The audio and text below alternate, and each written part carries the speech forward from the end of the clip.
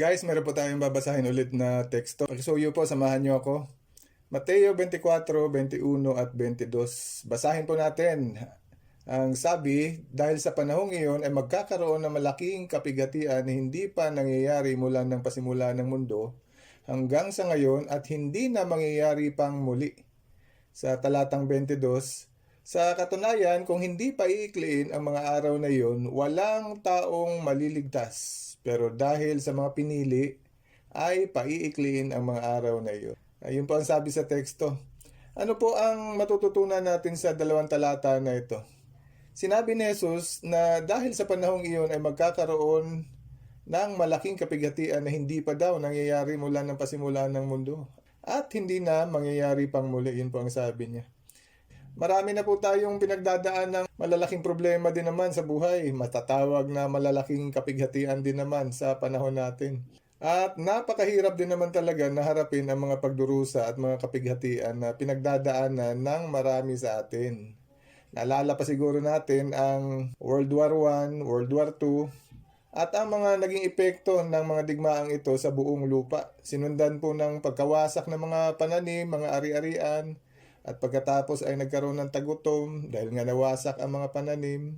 At pagkatapos ay sumunod ang mga pagkakasakit at mga epidemya. At napakaraming tao po ang namatay. Idagdag pa natin ang mga sakuna gaya ng lindol, pagbaha, pagkasunog ng kagubatan at napakarami pa pong iba, pagkalason po ng ating karagatan. Kaya kung isa ka sa mga naging apektado sa mga pangyayari na ito, siguradong masasabi mong napakahirap harapin ang mga nasabing mga pangyayari.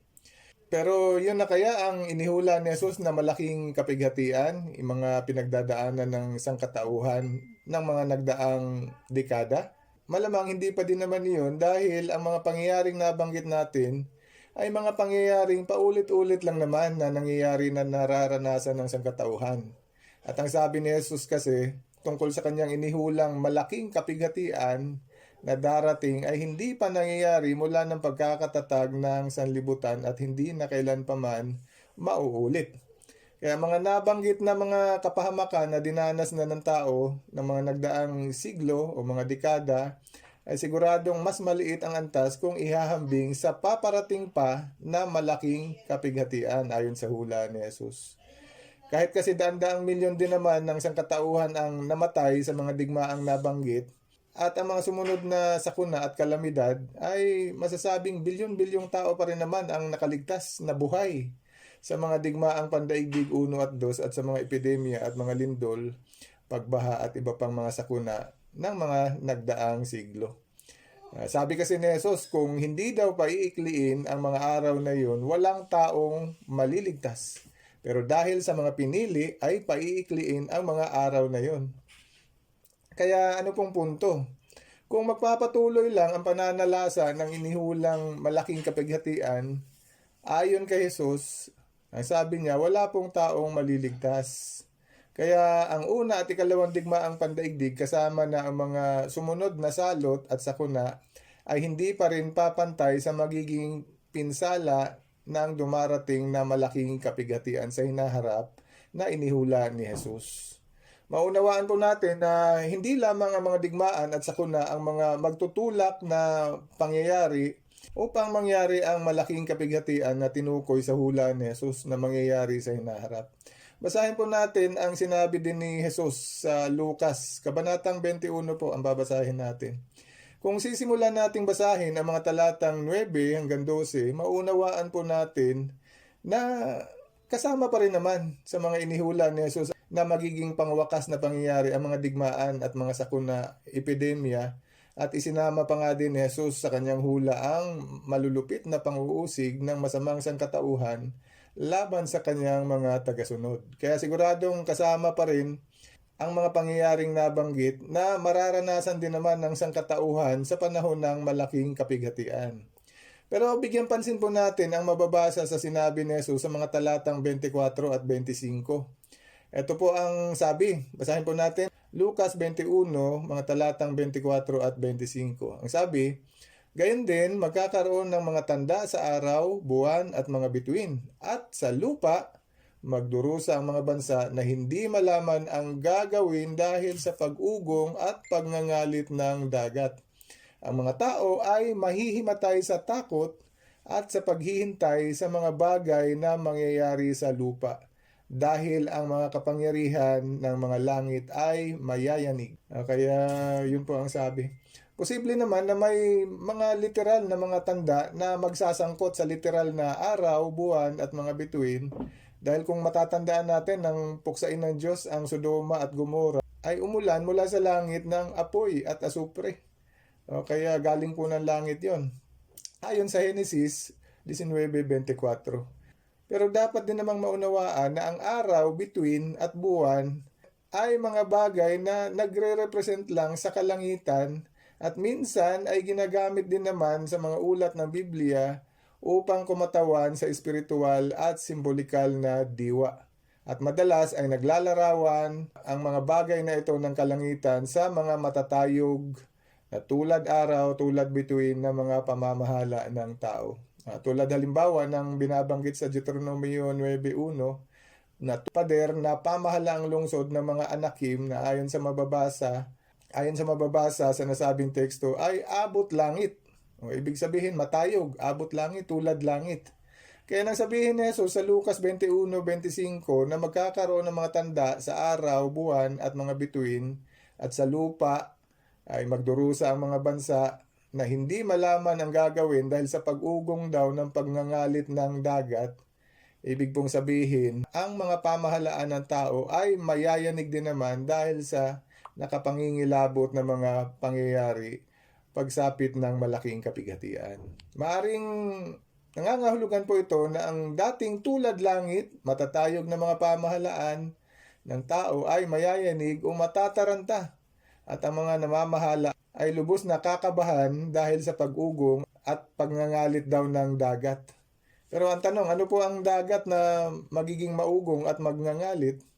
Bagaman posible din po ulit na mangangahulugang literal na dagat ang magngangalit, pero posible din na magiging spiritual o simbolikal ang diwa ng nasabing dagat.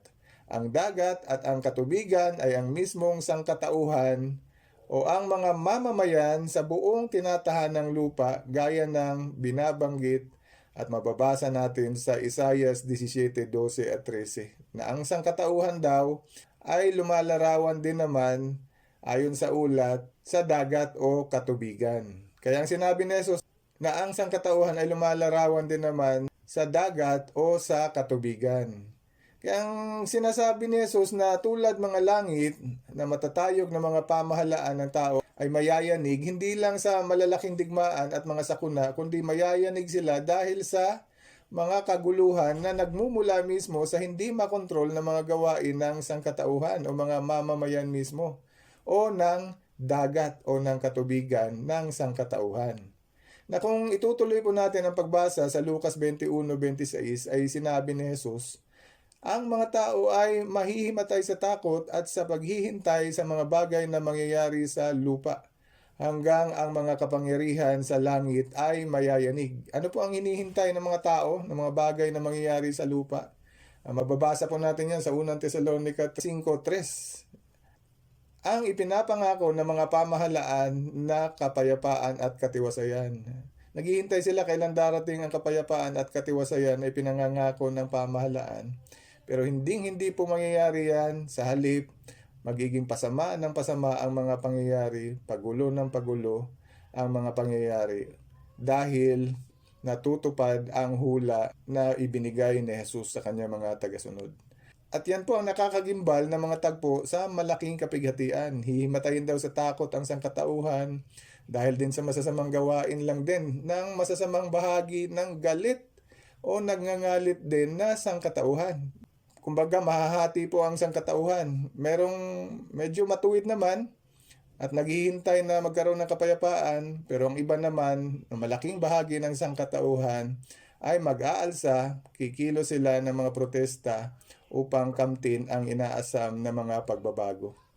Kaya maunawaan po natin kung bakit nagngangalit o galit ang malaking bahagi ng sangkatauhan dahil hindi na nga nagbibigay ng liwanag ang dating tulad araw o tulad bituin ng mga pamahalaan ng tao dahil sa napakaraming mabibigat na suliranin na hindi na kayang tugunan ng mga pamahalaan. Sa panahong yon, maraming tao ang gusto na lang na ilagay ang batas sa sarili nilang kamay at mag-aalsa na sila laban sa mga pamahalaan dahil sa makikita nilang kabiguan ng mga gobyerno ng tao.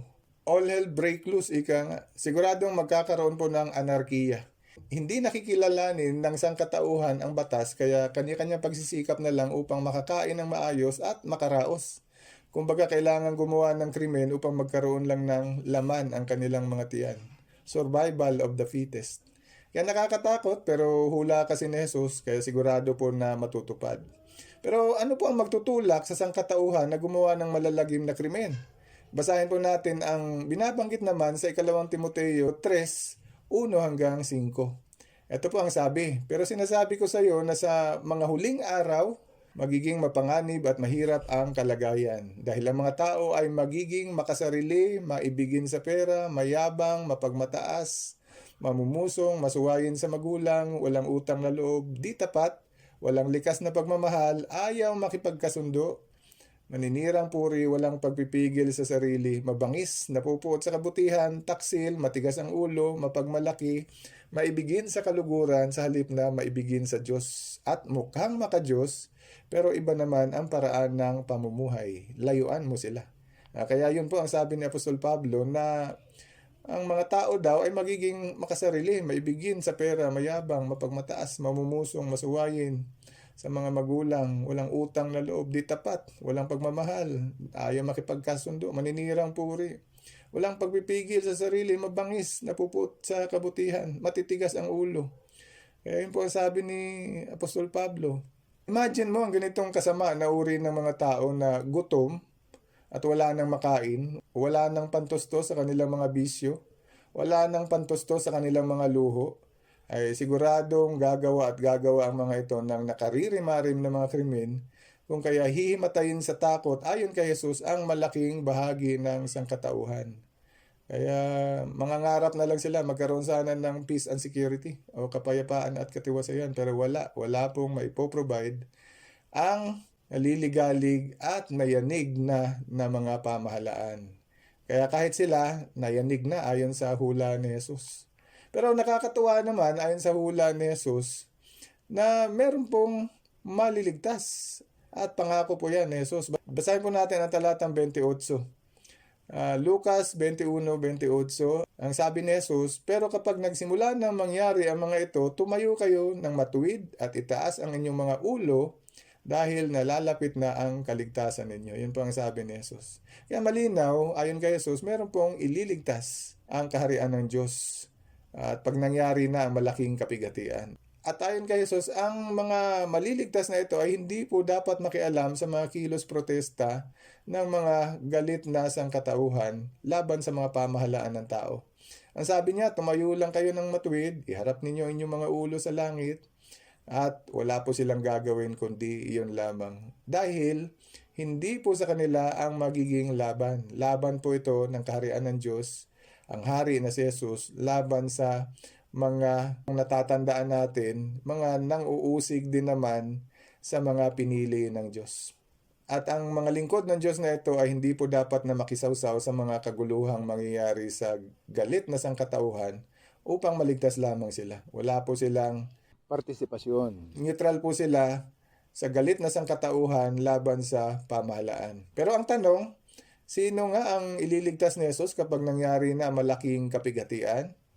Maaari ba natin silang makilala bago pa mangyari ang malaking kapigatian? Ang sagot, opo. Basahin po natin ulit ang nabasa na kanina na teksto, Mateo 24:21 at 22. Ang sabi, dahil sa panahong iyon ay magkakaroon ng malaking kapigatian na hindi pa nangyayari mula ng pasimula ng mundo hanggang sa ngayon at hindi na mangyayari pang muli. Sa katunayan, kung hindi pa iikliin ang mga araw na iyon, walang taong maliligtas. Pero dahil sa mga pinili, ulitin ko po, pero dahil sa mga pinili, ay paiikliin ang mga araw na iyon o mga araw ng malaking kapigatian. Ang talatang 22 ay nagsasabi kung hindi daw paiikliin ang mga araw na iyon, walang taong maliligtas ayon kay Jesus. Pero dahil sa mga pinili ay paiikliin ang araw na iyon. Malinaw, ang mga pinili ng Diyos mula sa sangkatauhan ang ililigtas ni Jesus, ang hari ng kaharian ng Diyos. Ang mga pinili daw ang dahilan kung bakit paiikliin lang ang nakakakilabot na mga araw ng malaking kapighatian. Kaya ang tanong ngayon, sino po ang mga pinili? Malinaw na sinabi naman ng kataas-taasang Diyos mismo na si Jehovah kung sino ang kanyang mga lingkod na kanyang pinili. Basahin po natin ang sinasabi ni Jehovah sa Isaiah 43, 10 at 11. Ito po ang sabi. Kayo ang mga saksi ko, ang sabi ni Jehovah. Oo, ang lingkod ko na aking pinili. Pero makikilala ninyo ako at mananampalataya kayo sa akin at mauunawaan ninyo na hindi ako nagbabago. Bago ako ay walang Diyos na ginawa at wala ring iba na kasunod ko. Yun po ang sabi ni Jehovah. Ang mga pinili ni Jehovah ayon sa teksto, ang kanyang mga saksi, ang mga saksi ni Jehovah. Sila po ang sinasabi ni Jesus na mga pinili ng Diyos na makaliligtas sa malaking kapighatian. Bakit daw sila ililigtas ni Jehovah ayon sa teksto at ni Jesus panahon sa malaking kapighatian? Yun sa teksto, dahil ang mga pinili ni Jehovah ay ang mga nakakaunawa na si Jehovah ang Diyos magpakailanman at hindi daw po siya nagbabago. Kaya yun po ang naunawaan ng mga lingkod ni Jehovah. At totoo naman, kasi si Jehovah, para sa mga saksi ni Jehovah, ay ang nag-iisang tunay na Diyos noon, ngayon, at magpakailanman. May mga nagsasabi na ang mga pinili daw ni Jehovah nang sabihin niyang kayo ang aking mga saksi, ang lingkod ko na pinili, ay tumutukoy lamang sa mga piniling Hudyo sa panahon ni Isaias. Mali po yan. Tandaan, ang malaking kapighatian ayon sa hula ni Jesus ay hindi pa nangyayari kailanman at hindi na muling mangyayari pa kailan pa man. At dito sa inihulang malaking kapighatian, ililigtas daw ni Jesus ang mga pinili ng Diyos. Kaya mangyayari po ang malaking kapighatian ayon sa hula ni Jesus sa mga huling araw pa, ayon sa mababasa natin sa Mateo 24:3. At mangyayari ito sa katapusan ng sistema ng mga bagay. Kaya hindi po mga Hudyo ang mga pinili na ililigtas ni Jehovah dahil unang-una itinakwil nila si Jehovah, itinakwil po nila si Jesus bilang ang Mesiyas, ang bugtong na anak ng Diyos. May mga ilang Hudyo din naman na ililigtas si Jehovah kasama na mga apostol ng panahon ni Jesus. Pero sa kabuuan, hindi na po mga Hudyo ang maliligtas. At wala pong grupo sa buong sangkatauhan sa ngayon, sa mga huling araw na ito, ang kumikilala kapwa kay Jesus bilang ang itinalagang hari ng kaharian ng Diyos at kay Jehovah, ang Diyos na kataas-taasan, kundi ang mga tunay na lingkod lamang ni Jehovah, ang mga saksi ni Jehovah.